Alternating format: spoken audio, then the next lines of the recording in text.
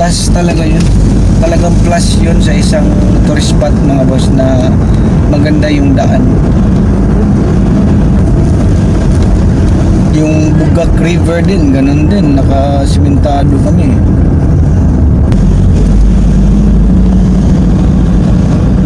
Wait lang mga boss ha, baka mawala tayo dito eh. Wait lang na off yung ano ko.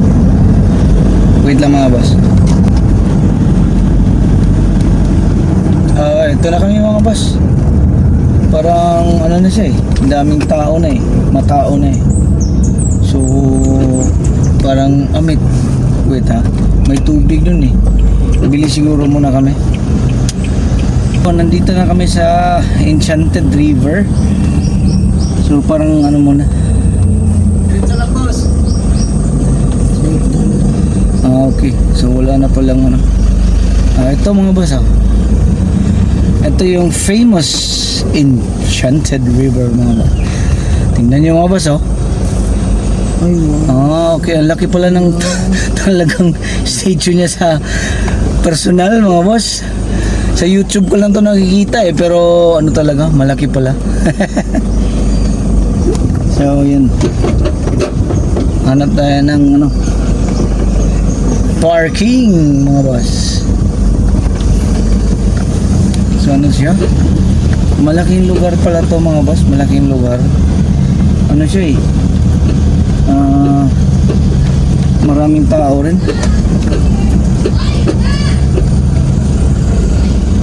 So ganun. Wait lang mga boss ha, baka ano kami mag-unload ng mga gamit. Okay mga boss, so nakapark na kami. So may ano sila, parking area. Diyan doon yung sasakyan mga boss. Daming tao mga boss dito. Ano? Enchanted River, Enchanted River, Blue Lagoon yung area.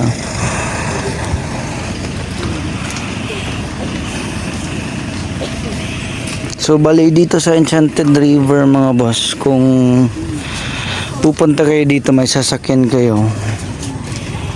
bali yung sasakyan nyo may designated parking area lang. Tapos pagkatapos nyo mag-park bababa kayo kung saan kayo nakapark banda, punta kayo sa ano, shuttle area or loading area. Bali may sarili silang shuttle mga boss na ihatid kayo dun sa river mismo. So, punta tayo dito mga boss, may ano naman, kainan. Check out natin mga boss dito.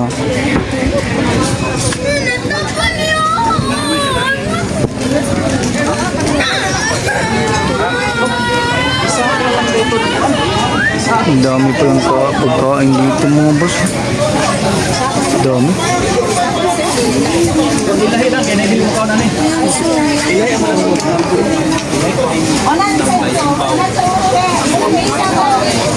Dami.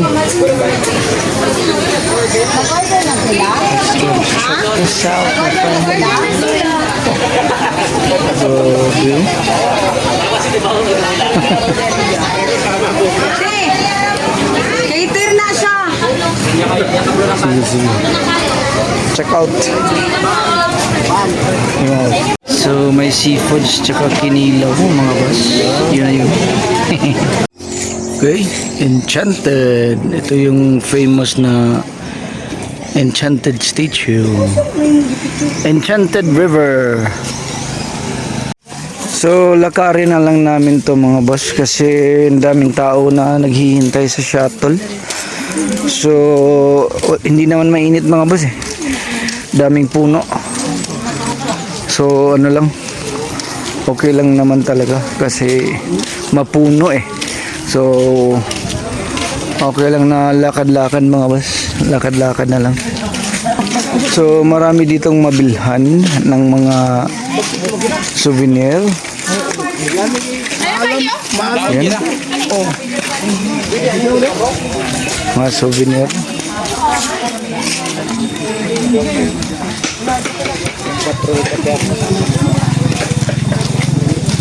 Ito nga, naglalakad lang kami papuntang Enchanted River. Kasi ano eh, ang taas ng pila sa shuttle. So baka maubos yung oras namin sa kahihintay sa pila mga boss eh.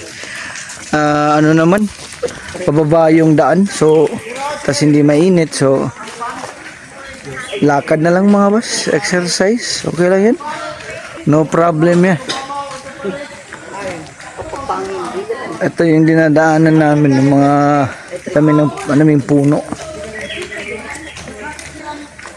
Sige mga boss, update lang pag nandun na kami sa sa river. Enchanted River. Let's go. So, dito na kami mga boss sa entrada.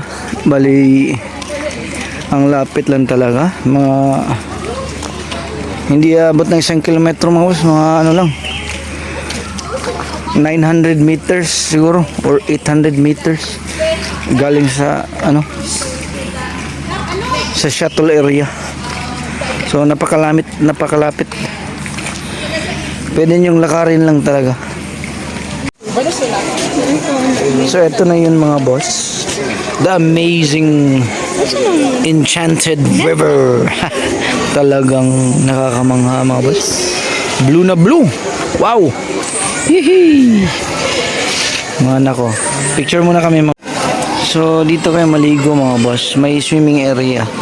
So hindi pwede doon sa parang pinaka river or yung may cave. Hindi pwede kasi protected siya mga boss. So dito lang may swimming. Malaki naman mga boss sa personal. Maka-accommodate siya ng maraming tao. So okay na. Okay na talaga.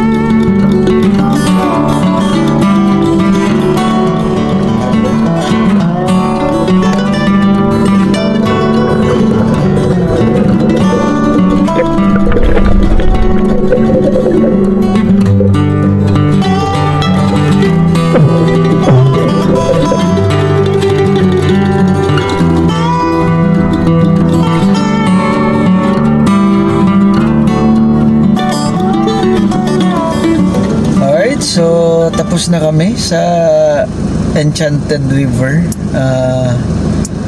Refreshing din talaga. So kakaibang experience din.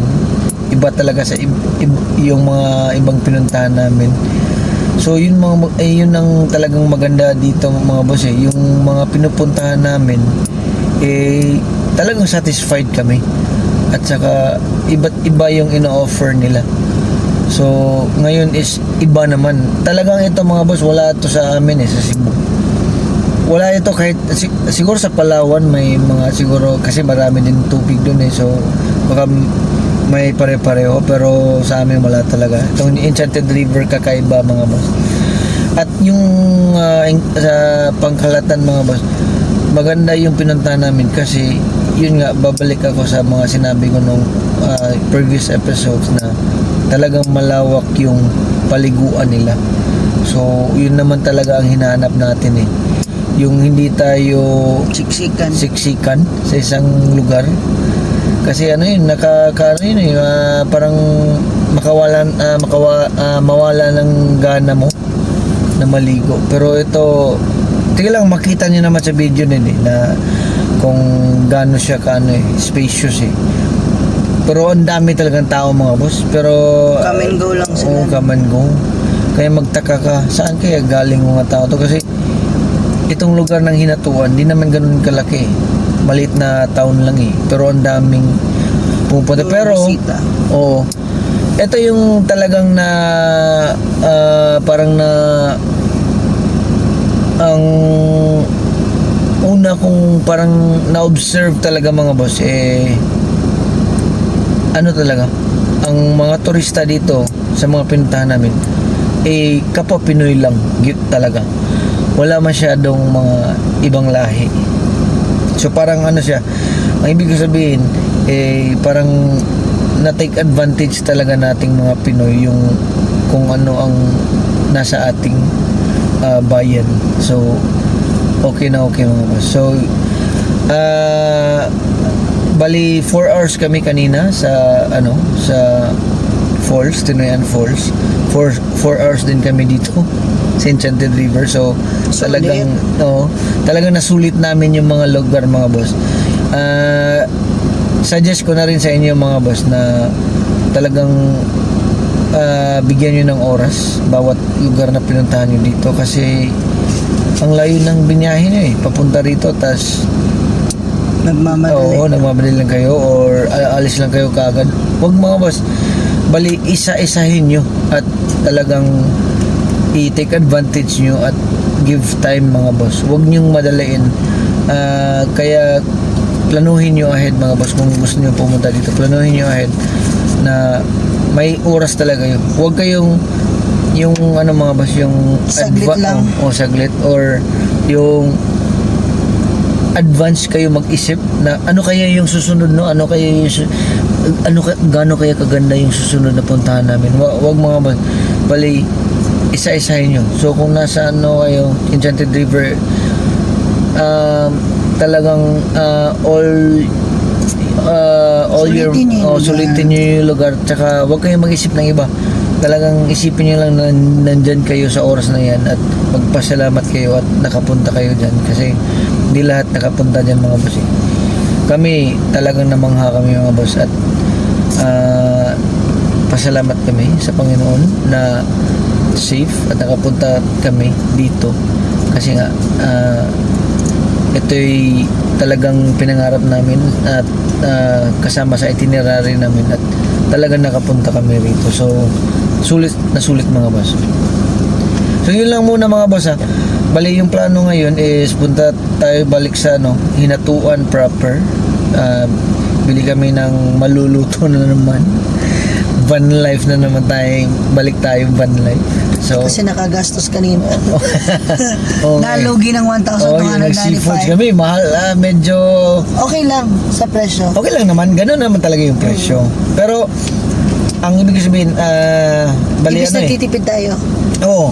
Kasi nga, luto-luto kami, di ba? Luto-luto, van life, di ba? Bali, ito mga boss, sa amin, sa totoo lang, real talk mga boss, hindi to content lang na parang van life content. Hindi. Ito talaga nangyayari. Bali, nagluluto talaga kami. Kasi gusto namin makasave at parang marami pang magamitan namin sa pera. So, bili ng souvenir or snacks ng konti, yung mga ganun mga boss. Kasi kung kakain ka ng isang restaurant, kano yung mga gastos mo? Real talk lang mga boss, real talk. Mahinin 2,000 pesos. Lima tayo. Sige lang mga boss, kasi pagkatapos talaga ng lahat ng bakasyon namin, bigyan ko kayo ng idea kung magkano yung nagastos namin. Siguro hindi, subukan talaga naming maging detailed talaga mga boss. Sinulat naman namin sa notebook. So para may idea kayo mga boss. At sana naman maingganyo namin kayo na gawin din yung mga ganito. Bisita kayo. I-release. So, ganun lang mga boss ha. Update na lang tayo. Punta muna kami sa Hinatuan. Tsaka stay tuned lang mga boss. So, sige mga boss.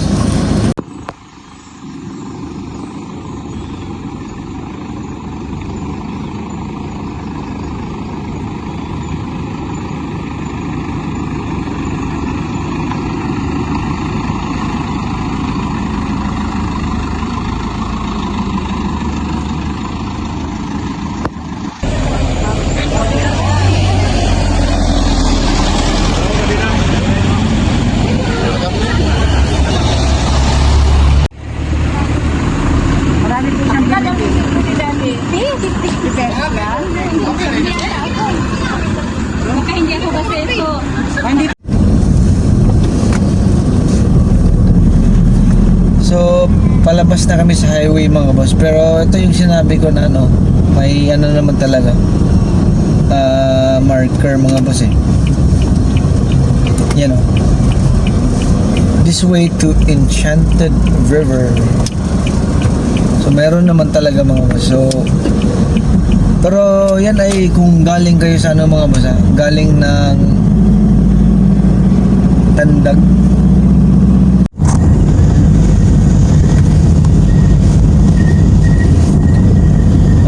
Good morning mga boss. So, ang aga pa. 3 AM ng umaga. Bali ano palang nangyari mga boss. Hindi na ako nang-update kagabi kasi dumating kami sa Tandag mga 9 PM na yata yun eh. Tapos nagluto pa kami for dinner. So late dinner talaga kami mga boss.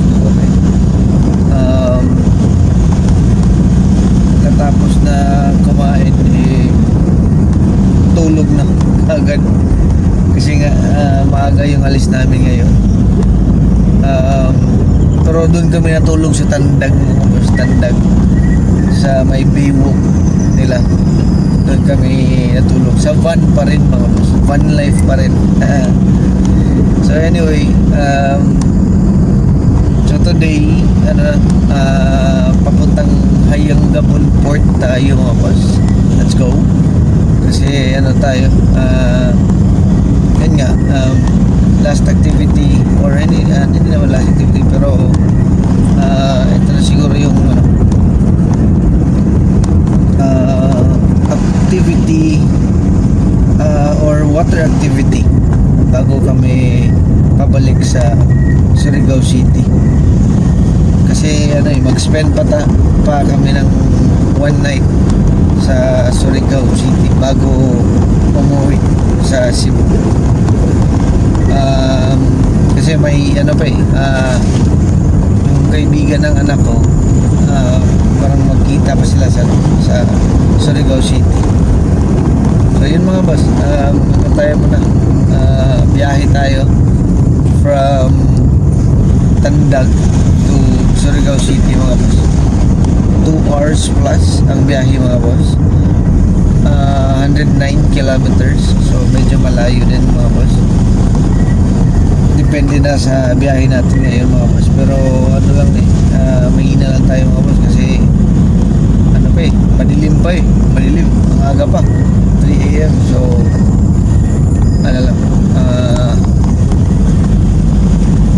mahina lang yung takbo natin ngayon mga boss. So yun na lang muna mga boss ha. Update na lang pag nandun na kami sa Hayang Gabon Port. So sige mga boss, stay tuned lang at mamaya subutan ko. Let's go mga boss. Okay, good morning mga boss. Nasa na kami? Port of Hayang Gabon. Bumalik kami dito for subutan mga boss. Dami palang tao sa umaga mga boss. Yan, Port Hayang Gabon.